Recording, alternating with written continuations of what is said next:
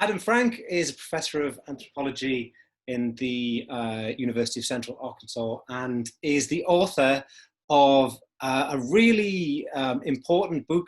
Ben Judkins once described it as something like the most important book you've probably never read. And it was your 2006 book called Taijiquan and the Search for the Little Old Chinese Man. I think since Ben Judkins has said that, probably a lot more people have read it. I read it and I loved it. And Ben's read it and he loved it. And I just want to say hello, Adam. How are you doing? Doing all right, thank you. How are you? Yeah, I'm okay. I'm okay. It's a bit hot and sweaty here at the moment, and British houses are not set up for hot weather. Yeah, I remember. So you have been to our martial arts studies conferences. You've written this seminal monograph on learning Tai Chi in Shanghai. And you've written articles about the transmission of Tai Chi and the politics of Tai Chi institutions. And a little bird tells me that you've also got some experience working in Kung Fu martial arts films. Is this true? Really? How did you know that? I know everything. Tell me a bit about that first.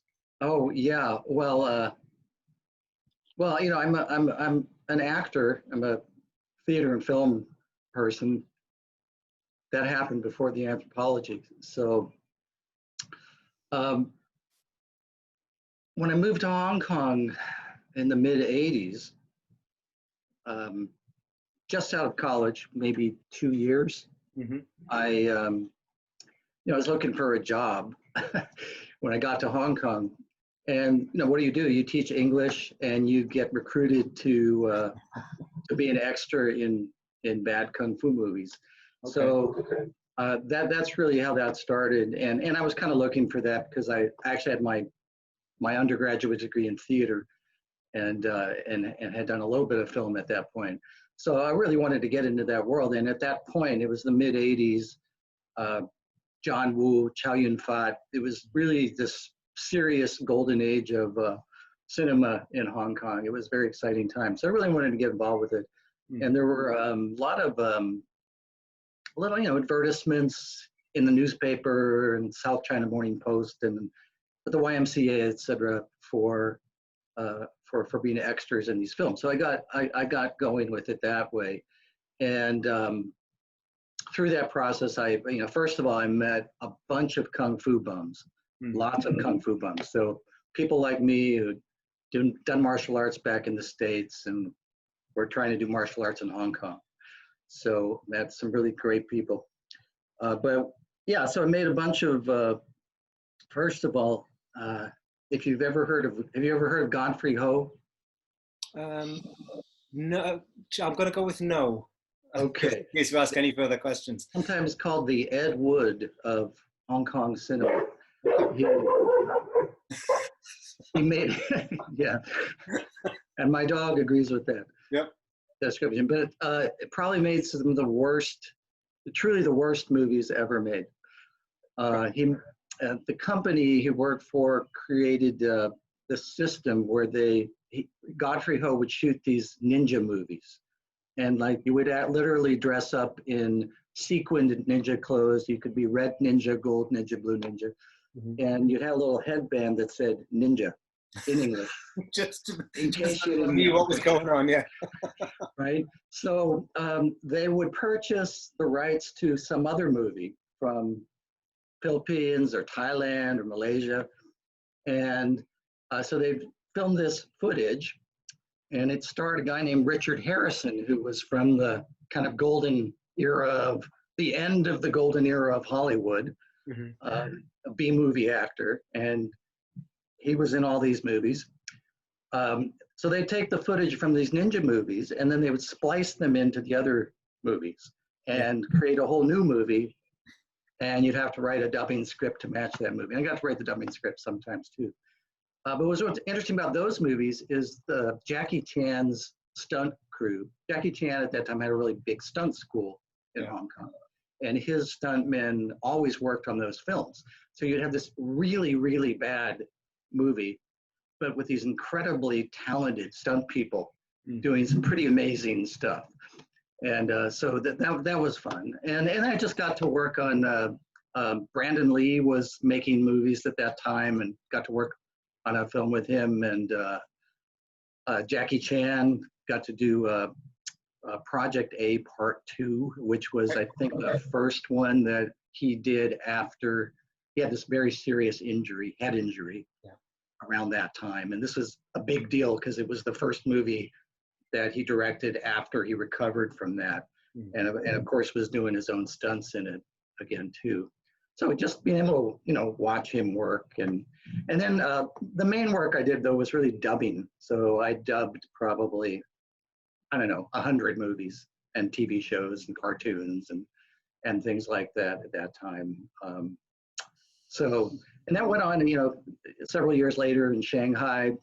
Got to work with Chen Kai-ge on a film, and got to work with a really horrible TV series called Flatland that I don't think anybody's ever seen, with Dennis Hopper, of all people, in Shanghai.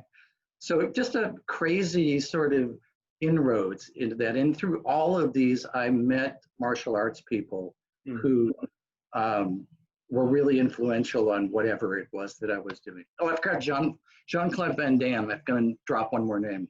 I got to be stand-in and got to see him kick my friend in the face by accident. So we should talk more about that offline. A friend of mine said he dropped similar names. I wonder if he was working in the Hong Kong film industry as a white extra. Who was it? No, he might not want this out in public. He's a respectable businessman now. So you had a diverse martial arts background, and you chose Tai Chi out of all the martial arts. I mean, was it just like a love affair? When did you hold that dog? Dog. Okay. So Adam's gone off to engage with. I don't think it's his dog. I think it's his neighbor's dog. I'm sorry, that was my dog. Oh, your dog now joining in. Okay. Yes, I have Trapper in the house there. Hopefully that'll work. So when did you meet Tai Chi? When did I meet Tai Chi? Yeah. I was 17, Tucson, Arizona. My first teacher was Michael Phillips, who taught me Cheng Man Ching style. And he was a boxer, I guess, as a young man. He grew up in New York, and so he really got involved with that whole New York Chinatown martial arts world.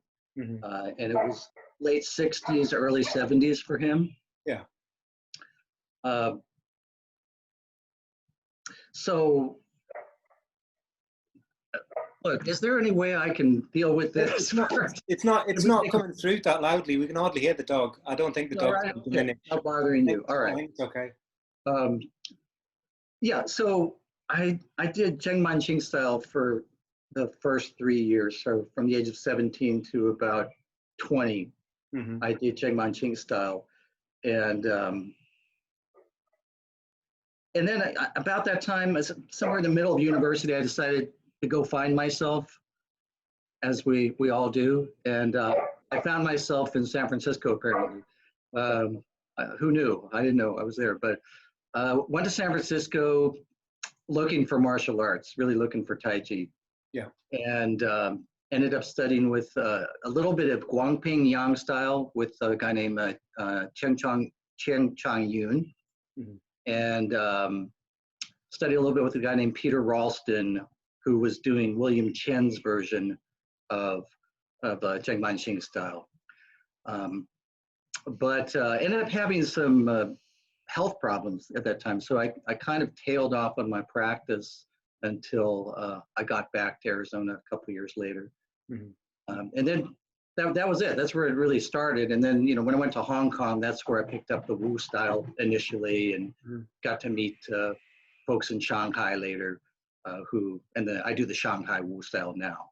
So that mid to late 80s time was pretty important in terms of what I do now. And then you went back to university, and ultimately you did a PhD in anthropology, and your study was of like identity and ethnicity in Shanghai, in the Shanghai martial arts community. Yeah. I did there was a little bit in between. So I didn't go back to school for about 10 years, actually. And I was just practicing on my own most of that time. And then in 1995, I was doing my master's degree in international affairs in Washington. And I had a chance to go back to Shanghai at that time. So that's the first time between the late 80s and 95, that was the first time I was able to reconnect with that Wu style group. So that was really the beginning of that project, although I didn't realize it at the time, but that was the first really intense study of about 6 or 7 months with that Wu style group in Shanghai. And so a couple of years later, when I was in the middle of the anthropology degree, or just starting the anthropology degree in Texas, it's really one of those funny moments, and I think a lot of us have this with the research we really enjoy the most. It's like nobody will be interested in this, and nobody will let me do this. So I should just keep this to myself, right? So I had a light bulb moment and I kind of saw the whole thing at that moment, the sort of the structure of the thing at that moment. And in a seminar with the person who later became my advisor on the project. Okay. And kind of didn't tell her about it for a couple of weeks because I thought nobody's going to let me go play Tai Chi, for my PhD. Yeah. There was no martial arts studies yet, Paul. But she, and once I told her, she said, "Oh, that's a fantastic idea." So I got a lot of support there, and that's really what got that going. And it wasn't really about identity per se when I started. It was really more about environmental changes that were going on in Shanghai and how those connected to the practice. But I found that was really not going to work once I got there. But what I got when I got there, a lot of conversation from Chinese people about how they got into Tai Chi and how movies and comic books and radio shows and all these different things contributed to them getting into it. So there was this whole sort of global imaginary happening that I started to really get interested in at that time. Yeah, and the structure of the book is unusual in the sense that you kind of structure the book through a poem, in relation to a poem, and also obviously in relation to like Taoist concepts of yin and yang. Could you tell us a little bit more about the structure of the book in that sense? Yeah, sure. I look at it now and I see a lot of pretense in there that I was not probably willing to admit to myself at the time. It was, but at the time it was a very kind of a experimental department that I was working in, the anthropology department at University of Texas at Austin.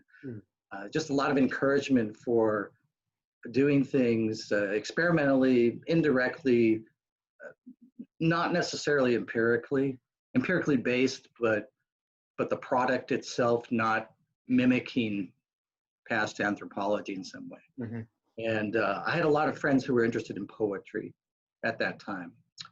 And so just started playing with Wallace Stevens' 13 Ways of Looking at a Blackbird as a starting point for what I was trying to say in the piece.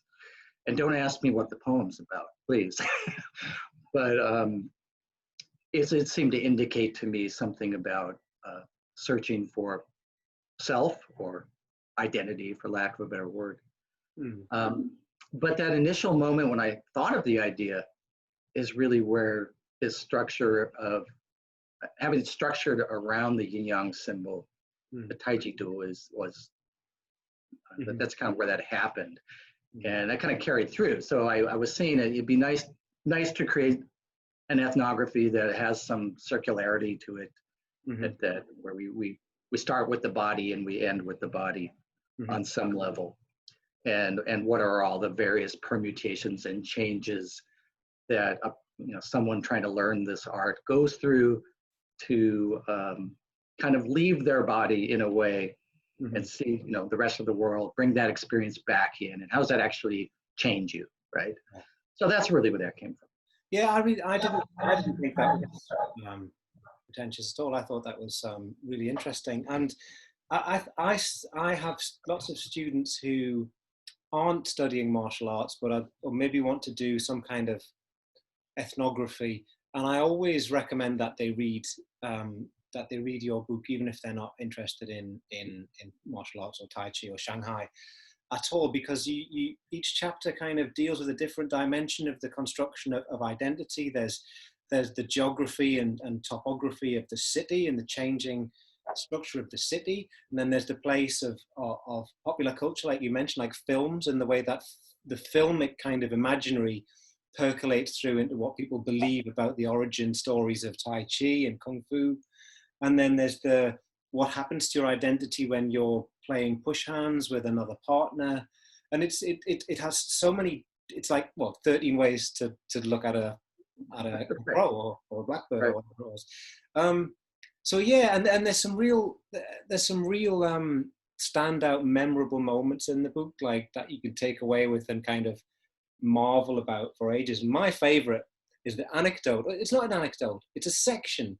You talk about the demise of Falun Gong and the emergence of like Mulan Chuan. Could you tell us a little bit about that? That's a remarkable story. Tell us the Falun Gong and Mulan Chuan story. Yeah. Well, yeah, that's interesting because I actually did a whole other ethnographic, I had a little mini ethnographic life, anthropologist life about Falun Gong and another practice called Yan Xin Gong.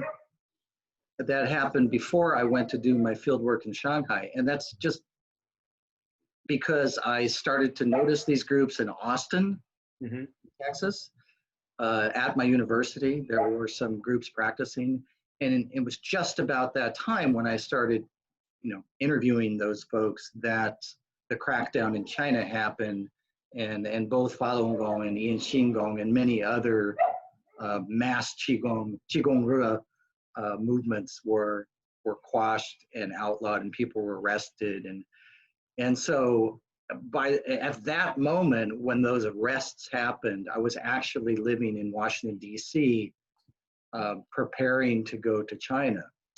So that actually became a whole other piece of research, and literally I joined the protesters on the lawn of the mall in Washington D.C., which is now occupied by other protesters, oddly enough. And the Chinese embassy had a presence there and was literally pointing a camera in my face. So I was really worried I wasn't going to get a visa, and that ended up following me. That situation followed me throughout the fieldwork in Shanghai, in the sense of having, some minders who would check up on me from time to time. Right? I know I'm getting a little off topic there. So the Falun Gong. What was the second part of the question? I've talked myself. The second one was the story that you tell in the book about the arrest of all the Falun Gong people, right, and the clampdown on Falun Gong led to empty parks in Shanghai. And there were reports of practitioners of a previously unheard of martial art, right, called Mulan Chuan. And it's kind of like, it's almost as if the Chinese authorities had been planning this quick replacement, this switch, right, so that they have something much more tourist friendly, much more manageable, much less risky, much more kind of, I want to say fungible, much more plastic rather than something with really strong principles. Would that be true? Yeah. Yeah. So that part, I actually, when that replacement happened in the parks, I only found that out at a panel I was on Falun Gong at a conference. Mm. And one of the presenters had just come back from Beijing, I believe. Mm-hmm. And he's the one who reported that literally busloads of people have been brought in to do other things in the parks simply to occupy the space, right? So and then I got to Shanghai to start my field work a couple of months later, Mhm. and found out about Mulan Chuan, right? And it's a very pretty kind of sword style, and I think they have a fan style as well. Mhm. And so I started asking about that, and I thought it was going to be another one of these old arts that I just had never heard of, Mhm. but I couldn't find anyone who knew anything about it before just a couple of years earlier, perhaps.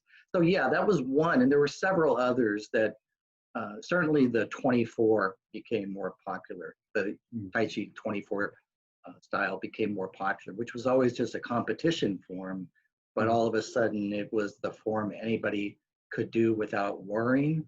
Mhm. But what they didn't do was they didn't ban any of these Tai Chi forms. So they did make a clear choice, and I mean the government made a clear choice that Tai Chi was okay, Mhm. right?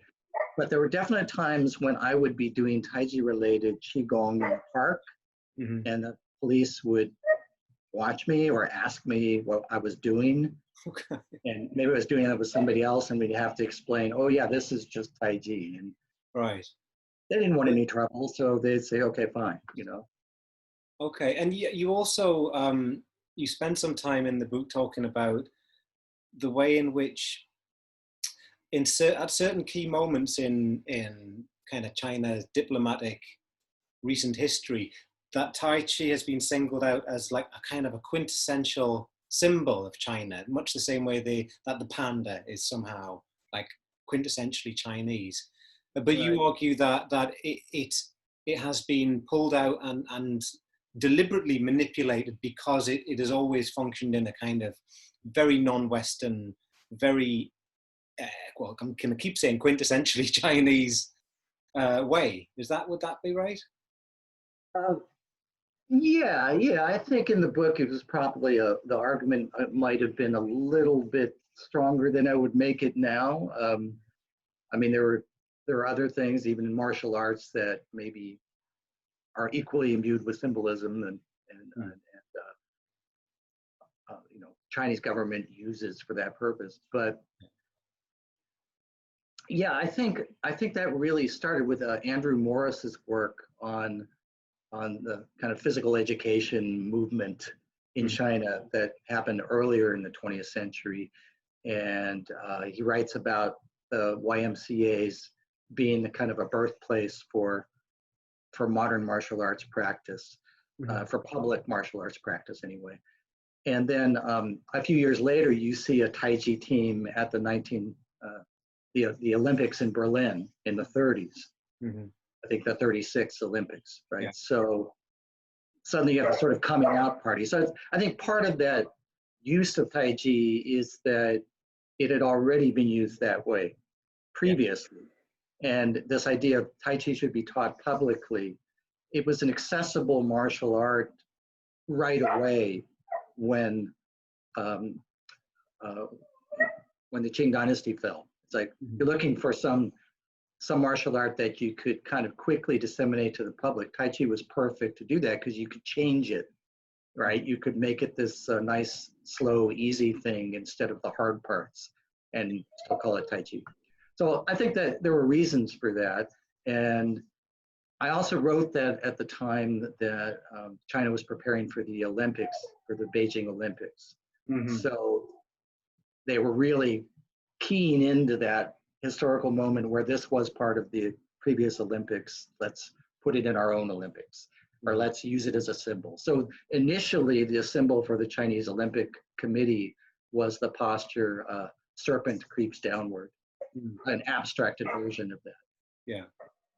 So, you know, there were real concrete reasons why I was talking about it, but partly I had a little tunnel vision about it too, and there were other things going on that might have been proven. You know. Yeah. A little tunnel vision about it. And so, in I guess, I mean, I don't know what continued kind of relationship like ship you have with China and going to China and having first-hand experience of it, but if the status of something like Tai Chi Chuan and other Chinese martial arts shifts around and is used sometimes and subordinated other times, what kind of big changes have you seen let's stick with Tai Chi, because I think that's your main interest still, isn't it? What kind of big changes have you seen across the decades in the status of Tai Chi within China, either domestically or internationally? Yeah, yeah. Boy, that's a big one. I think, first of all, I haven't been back for about 10 years now, which is hard to believe. So the last time I was in China was, I was doing a research project on the World Expo in Shanghai in 2010. So you actually saw a lot of Taiji at the expo itself and this public display. It wasn't the only martial art, but lots of Taiji, especially the Wudang style. So the Taoist monks in full monk gear doing their group Taiji. So I think that really, for me, marked the kind of culmination of that whole using Taiji for Chinese identity thing, because that was a big coming out party for the whole country. And it was about not broadcasting that image to foreigners, but broadcasting it to Chinese people from all over China who were coming to the expo. Yeah. So that was a really interesting moment for me, and just the way martial arts were being projected for Chinese consumption. Yeah. But I guess over the decades, I think I did a lot of interviews at that time about just with foreigners like me who were in China doing martial arts, and asked everybody, how did you get into it? And, you know, for everybody, it was either David Carradine's, you know, Kung Fu TV series, or Bruce Lee. Yeah. Or you could say Bruce Lee's Kung Fu TV series, as the case may be. Yeah. But everybody had the same story. And so we had kind of this narrow band of reasons why we were there, how we got into it. And most of us were roughly the same generation. We had grown up where those neighborhood martial arts schools had started to really become quite popular in the US. I think now it's a very different situation, that people come at it from lots of different ways. Many have come, at least from the United States, really get into it because they get into Chinese language now. And that really didn't exist in most schools, high schools or university. Now a lot of kids study Chinese in high school, at least as of yesterday. I'm glad you mentioned language, because another really interesting discussion in the book is about the circulation of like the key terms of Tai Chi. So the key, like the idea of Chi, for instance, and you talk about how when a concept is exported or imported into another linguistic cultural context, there are all sorts of power relations and power dynamics that come to, like who is authorized in the English language in America or in the UK or somewhere to say what Chi is, and to be able to, and it's so it's not a straightforward like semantic translation, is it? It's not like, well, this is what it denotes and this is what it connotes, or it's actually a whole set of hierarchies, are either transported also or invented on the spot. Could you tell us a little bit more about that? I've always loved that discussion since I first read it. Yeah.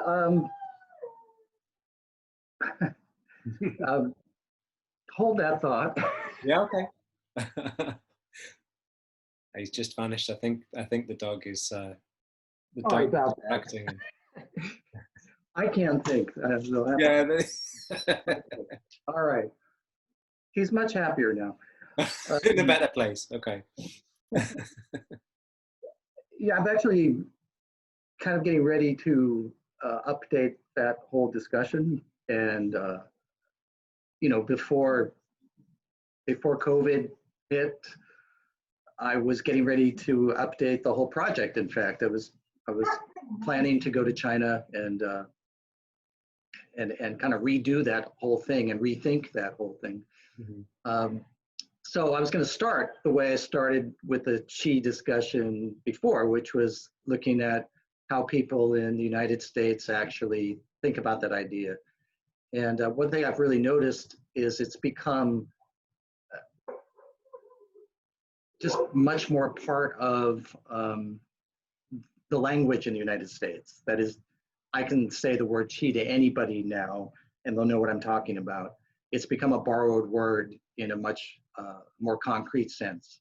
And I think it's just because it's disseminated through TV and movies and in so many ways that people picked up on that word. And then the practices themselves have become quite popular. Mm. So that's been a real change. It's not just kind of a completely exotic thing that you see in bits and pieces of products and so on. It's something people joke a lot about. Yeah. So I hear a lot of joking context about Qi, like I'm gonna fire my Qi at you or something like that. Yeah, it's interesting. I mean, I was just like, I think I was playing Scrabble with some friends like maybe 15 years ago. And in my letters, I had Q and I had I. And I just thought, I'm not even going to bother. I'm not going there. But now I play Scrabble with my teenage daughters and they'll go, oh, no, it's Chi. It's a thing. It's a thing. You know, I'm like, okay, I'll let you have that. I'm still reluctant to use, to use it in Scrabble. But now teenagers go, yeah, it's a thing. It's a legitimate word that I can use in Scrabble. Go for it. I say go for it, What could happen? The Chinese police could come down and say, no one expected the Qi police, right? Yeah, I mean, there are other terms that people argue about, terms like Sifu or Shifu. And there's some like Tai Chi institutions where like only the like Master Shifu Ugoi or something. He's the only person who can be Sifu. But whereas if you're in Hong Kong, it just means like mate, doesn't it? It's like you say to taxi drivers, and I teach you something, you might call me Sifu. You teach me something, I call you Sifu. But it's just when that gets transported across into different cultural contexts, it's like, oh no, you can't just, Yeah. It's I think that's changed. I think that's changing with the younger generations in China too. When I was first studying in Shanghai, you didn't call someone who wasn't your actual teacher, you didn't call them shifu. Right. You could call them lao shi, which is the other standard word for teacher. But even, a few years ago, I noticed that seemed to be a little more fluid. And it might just be my poor Chinese, but I think I was picking up on that. And Hong Kong, it seemed more fluid than in Shanghai, even in the 80s, like you said, that, people were referred to as Sifu if that's what they did. Yeah.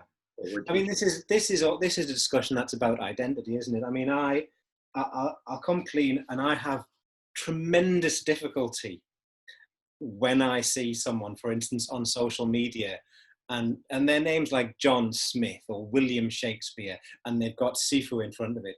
Sifu William, and you're like, I just think, no, just no. Right. Because it seems so, I mean, if we're talking pretentiousness before, but I mean, it shades into really, really important and fundamental discussions about identity. And the subtitle of your book, because your PhD title was different, but you have the word identity in your books, like understanding identity through martial arts, isn't it? So tell us some of the things, for those people who haven't read the book, some of the things in which you say identity comes into play or is modified or to do with martial arts. Well, first of all, I should say that you and Ben and other folks have offered some really wonderful critiques of that approach, and that's modified my thinking to some degree.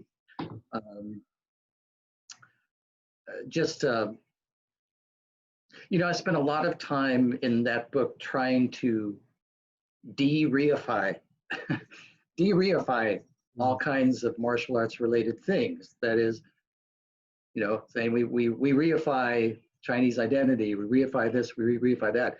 But I think the discussions that you and I had and the stuff you've written about the book made me realize that to a degree I was reifying identity itself more than I intended to, right? Just in the writing. So I think at this point I would probably abandon the centrality of identity. It was the thing when I was coming of age in my PhD. You know, everybody was talking about identity in the mid 90s, at least in my university, right? So it made sense at that time, but there's a lot more to it now. So that said, I think what I was really trying to get at, and still play with and still struggle with, are just all the sort of pressures and phenomena that impinge upon us on a daily basis that construct our sense of self. So there's certainly a social constructionist approach there, right? But I didn't find that to be sufficient even at the time, and was trying to get to phenomenological approaches to trying to discuss this identity thing, right? And so Tai Chi seemed like a good practice to talk about that, because there really were moments, and a lot of them in a learning process with my teachers, where we became so focused on what we were doing that I don't think there was any other, reality for us during practice. And I think a lot of martial arts folks, or anybody doing any kind of art or sport, gets into that zone, not just alone, but with a coach or with a teacher. It becomes a communicated moment that itself is, a kind of identity, right? That at that moment, that's who you are together. Like when you're doing push hands with somebody in Tai Chi, and you're both kind of in that zone. I mean, it's a palpable feeling. I may even be attended by, some sort of warmth or heat that you're experiencing, and actually exchanging that. This is starting to sound weird, but I think those are real moments that if you don't attend to them as an ethnographer and just focus on the sort of externals and the facts of history or popular culture, et cetera, you're kind of missing out on a huge part of how we experience ourselves. So a lot of my questions started to shift towards that, and I think I've continued to ask questions about that. Just how do you experience yourself? How do you feel about that identity moment?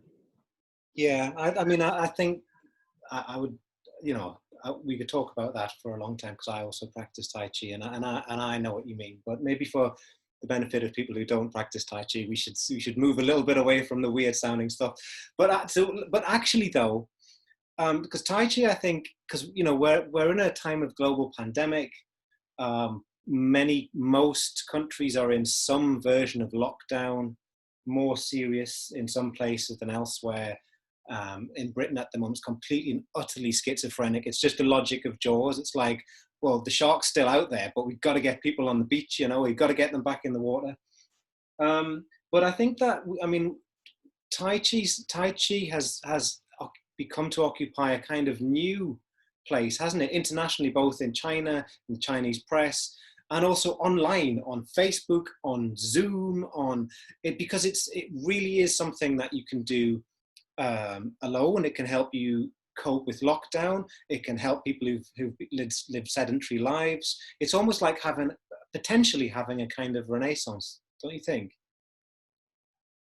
It's an interesting way to think about it. I hadn't thought of it as a renaissance, but I do see what you mean. In fact, I'm actually working on a book chapter for a book on teaching about Asia in the pandemic, right? And I'm writing a chapter about trying to teach Tai Chi and Qigong online. So using experiential methods to get to certain concepts in Chinese philosophy, for example, etc.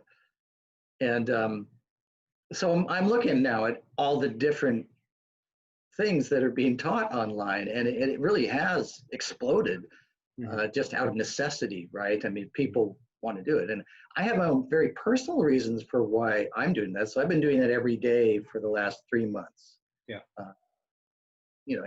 Except for some tech issues. every single day I have, a couple of classes online, and they're just me doing, doing my thing. And what that's forced me to do is, or what that got me to do, really first out of fear, I have to say, that when this hit, I was as freaked out and afraid as anybody else. I just started thinking, well, like, first of all, I need to get stronger. I mean, I need to get internally stronger, just in case I get sick. Yeah. And then what if I go? I don't have any of this stuff recorded. My daughter will never see it. Yeah. I wanted that to be there, right? Yeah. But I thought, well, maybe it can help, right? And maybe somebody else would be interested in this. And I wrote this in this little blog I wrote for Ben Judkins. But it really was a matter of feeling like, oh, that's, again, incredibly pretentious. But a friend who's a doctor ended up tuning in a lot, and then some elderly people did. And I realized that whole online phenomenon actually gives people access who didn't have it before. So in that sense, I think you're completely right. There's a renaissance, and there's actually a need for it out there, desire for it out there. And but it also changes the way we do it, right? Because I don't think it's the same thing. We're not. It's the same thing with teaching any university classes or high school classes online. We're really not doing the same thing.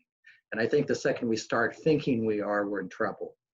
Yeah. We're doing something very, very different. It has its value, but the fear is in the sort of, pandemic capitalism that we're experiencing, that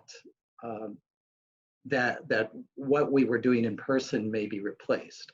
I don't think that will happen in martial arts because, people do need to touch each other, right? Ultimately, for you to learn. But I think that it's going to precipitate. I mean, the move of teaching and learning online, whether that be a university course or whether that be qigong or dance, like my daughter does ballet classes on Zoom now. This kind of stuff.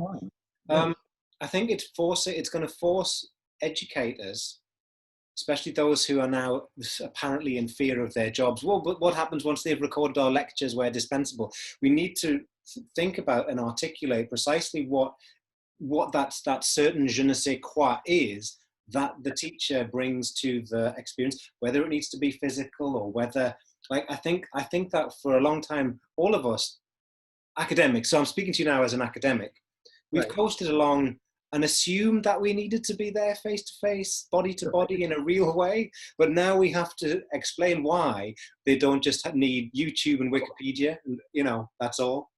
But I think with the martial arts, you're right. It's like it's interesting, isn't it? Because for so long there was that Hollywood joke, that Hollywood myth, someone who learns martial arts by watching the movies. There's a long tradition of learning it from the screen, which is kind of a joke, but also there's some truth in it. And then what do you lose? What do you lose? I think with Tai Chi, that you lose the push hands. You lose you can't teach, can you teach the sensitivity? Can you teach stick, yield, listen? You can't teach that, can you, on like this? Yeah. Well, I would say absolutely not, right? What you can do is, there's a wonderful film that circulates amongst the Wu style people anyway. It's on YouTube. Can't remember the name of this person. He ended up, I think, being executed as a traitor after the World War II for collaborating with the Japanese. I think I know the guy, yeah. And this particular film, he's got all this apparatus in his home.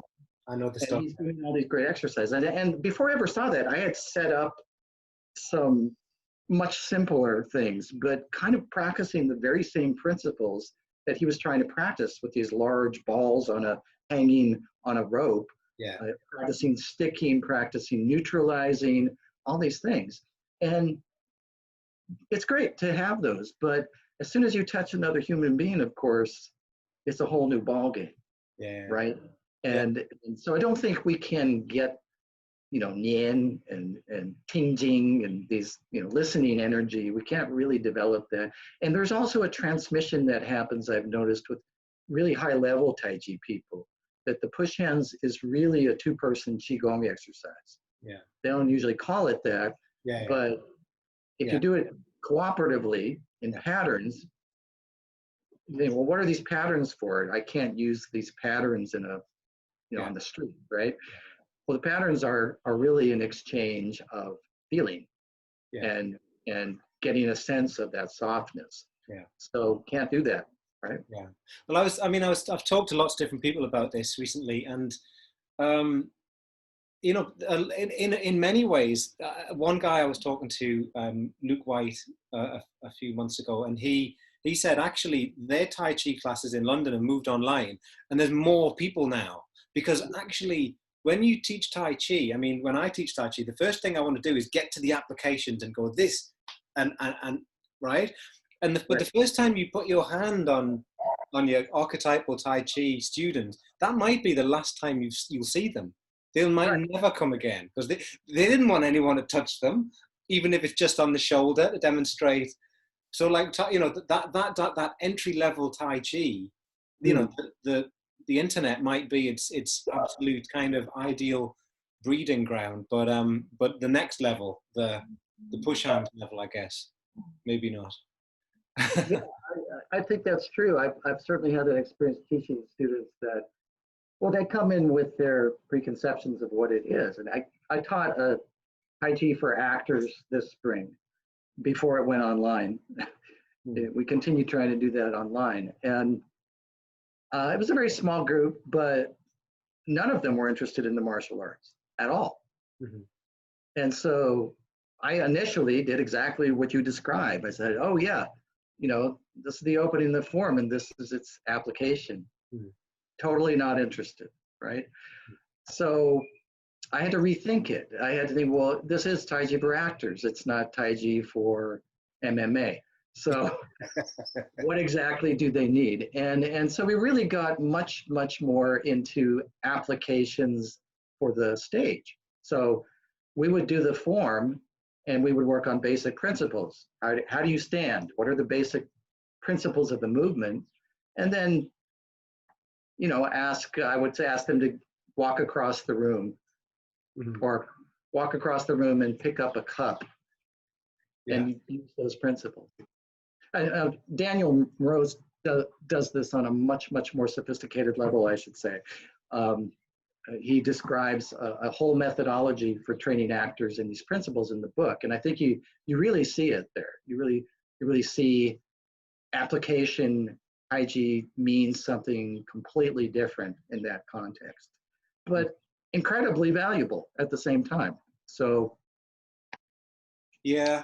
So I guess we should ask about. So you said that you're working on a book chapter about like learning and teaching about Asia in these kind of pandemic times. What else is on the agenda? Has the agenda changed? Has it gone on pause, or like what's happening in the research world for you at the moment? Yeah, well, oddly, it's really gone into high gear. I have to say that I'm one of those people who have, my work has become energized because of the relative isolation. For one thing, the last several years, I really have become much more of a performance studies person, and in terms of actually doing performance, doing theater, making theater. And so haven't written much about martial arts in the last, 3-4 years, I would say. And, but I was doing a lot of theater. So that was all lined up for the summer. I was going to be in the Shakespeare Festival. I had a project going with at-risk youth and doing theater with them. All went down the hole, right? So suddenly I had 40 hours a week and at the same time started making these morning videos. And at the same time, I had knee surgery about a year ago. So I've just now been able to actually get back into regular practice and been able to sustain it for a couple of hours a day. So all that came together, and And I realized that only when I'm practicing am I productive as a scholar, as far as martial arts goes. Yeah. And if practice falls to the wayside, I just don't have a lot of thinking going on about it. So it really reignited a lot. So that said, I'm working, Daniel and I are working on a book proposal right now about Tai Chi and performance, specifically actor training, that practice, which is an exciting project. And I don't know where it's going to go or if it'll be accepted, but we're kind of looking at that. We're also doing a conference paper.